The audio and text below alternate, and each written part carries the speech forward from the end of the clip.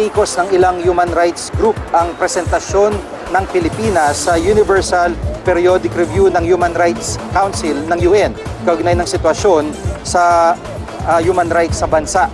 Ayon kay Nilda Sevilla ng Families of Victims of Involuntary Disappearances, pagbaluktot umano sa katotohanan ang presentation ni DFA Secretary Alan Peter Cayetano sa UPR.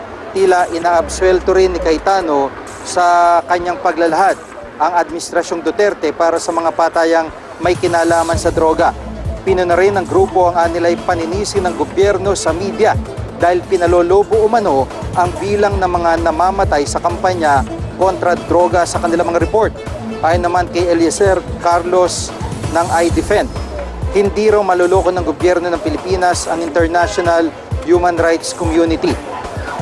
Sinayang daw ng gobyerno ang pagkakataon para sa magandang talakayan tungkol sa mga paraan para matugunan ang problema sa droga.